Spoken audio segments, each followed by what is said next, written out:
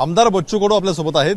खरं तर कर्जमाफीची डेडलाईन पुढे गेली का एकंदरीत काही दुरस्त्या सरकारला सुचवायच्या असेल आणि त्या दुरस्त्या झाल्या, जसं मी म्हटलं होतं का 22-23, 23-24 आणि 24-25 नंतर 25-26 आणि 26-27ला सुद्धा कर्ज भरणाऱ्यालाच प्रोत्साहन निधी आपण देऊ, त्याचे 2 वर्ष कर्ज त्यानं भरलं पाहिजे। हे चुकीच्या काही त्रुटी आहे त्या सुद्धा कमी करणं गरजेचे आहे।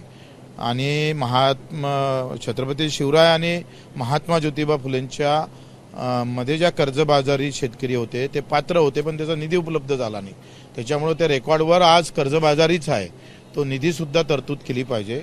आणि दुसरा आम्ही पाहतो आहे का महात्मा फुले मधला कर्जबाजार तेव्हा कर्जमुक्ती झाली, पण आता तो पुन्हा कर्जबाजारी झालेला आहे, कारण कोरोनासारखा मोठा भयंकर संकट आपल्यावर होतं। त्यांना सुद्धा 50,000 ते 1 ते 1.5 लाख 2 लाखापर्यंत गेलं पाहिजे, अशा आमच्या ज्या काही सूचना होत्या।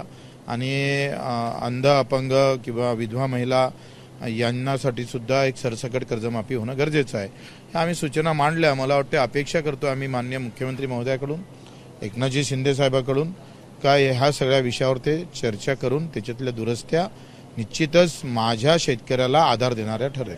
मुळात शेतकऱ्यांचं कर्ज जे आहे ते नवजुनं करायचं असतं, त्यामुळे 30 जूनपर्यंत तारीख असते। आता ती ओलांडल्यामुळे बँकांचा तगादा मागे लागलेला आहे, सरकारला थोडं हे ताळमेळ जमलं नाही का? नाही, मला असं वाटतं का सरकार म्हटलं तर बँकेला तशा सूचना जाणं गरजेचं आहे। पहिले तर त्या सूचना देणं म्हणजे आता याच्यात महत्त्वाचा मूळ मुद्दा काय आला आहे का हे शेतकऱ्याच्या खिशात पैसे जाणार नाही, खात्यात पैसे जाणार आहे। खात्यात जाणार म्हणजे काय, बँकेलाच जाणार आहे। प्रत्यक्षात शेतकऱ्याला भेटणार का पैसे, तर बिलकुल नाही, शेतकऱ्याच्या खिशात पैसे जाणार नाही, पण डोक्यावरचा बोजा कमी होईल, हे त्याच्यातलं सूत्र आहे।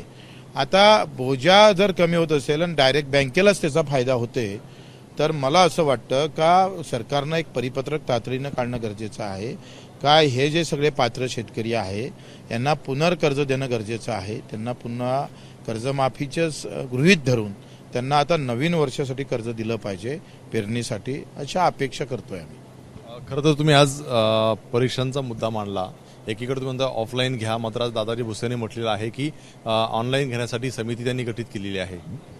मला वाटतं पेपर फुटीचं कारण हे ऑफलाईन नाही आहे। दादा भुसेंचं मंत्रालय दरवर्षी 16 लाख 10वीच्या विद्यार्थ्यांचा ऑफलाईन परीक्षा घेतं, 12वी विद्यार्थ्यांचे सुद्धा 12 लाख आपल्या विद्यार्थ्यांचे परीक्षा घेतं।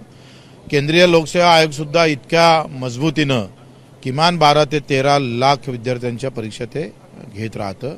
आणि इतर सगळ्या तामिळनाडू असेल किंवा इतर राज्यामध्ये जर आपण पाहिलं तर ह्या सगळ्या परीक्षा ऑफलाईन होतं, कारण त्याच्यापैकी बऱ्यापैकी त्याच्यात करप्शनला वाव नसतं, त्याला हस्तक्षेप करण्याचं वाव नसतं। ऑनलाईन सॉफ्टवेअर कशा पद्धतीनं वापरलं जातं, तुम्ही सांगा, बँकेतल्या खात्यातले पैसे साध्या एका OTPवर काढल्या जात असेल आणि मग हे केंद्र सगळे हॅक करण्याचा प्रयत्न।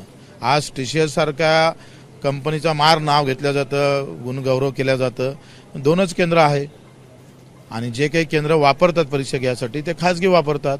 आता खाजगी केंद्र हस्तक्षेप करायला काही फार मोठा वेळ लागत नाही, वाव त्याच्यात बराच वाव आहे। त्याच्यानं ह्या सगळ्या माझं तर असं मत आहे का ह्या ऑफलाईन झाल्या पाहिजे, महाराष्ट्र लोकशाही आयोगाद्वारे झाल्या पाहिजे। कुठल्याही खाजगी कंपनीला ह्या परीक्षा देता कामा नये, त्याच्यावर लागन तर ब्रिगेडियर बसवा, एखादा चांगला मिलिटरीमधला माणूस बसवा, जसं मिलिटरीमध्ये कुठल्याही प्रकारच्या परीक्षा फुटत नाही त्या धर्तीवर आपण त्या राबवल्या पाहिजे। खरं तर आपण पाहतोय की तुम्ही सांगितलं का ऑनलाईनला धोका आहे, तसंच तो ऑफलाईनला सुद्धा धोका पाहायला मिळतोय, कारण ऑफलाईनचे पेपर फुटले म्हणून त्यांनी ऑनलाईनची घोषणा केलेली आहे। नाही, ऑफलाईन आणि ऑनलाईन मध्ये फरक किती आहे लक्षात घ्या। ऑफलाईनला काही एका ठिकाणीच त्याचं छेद केलं जातं, इथं अनेक प्रकार दे ना। तुम्ही सांगा ते जे काही केंद्र आहे ते हॅक करायला काय जात आहे, वेगवेगळे सॉफ्टवेअर वापरून कशा पद्धतीनं त्या पेपर फोडायला काय वेळ लागते, तिथे जास्त मला वाटतं अधिक भीती आहे, इथे त्या मानानं कमी आहे। आपण ऑनलाईन पेक्षा ऑफलाईन मध्ये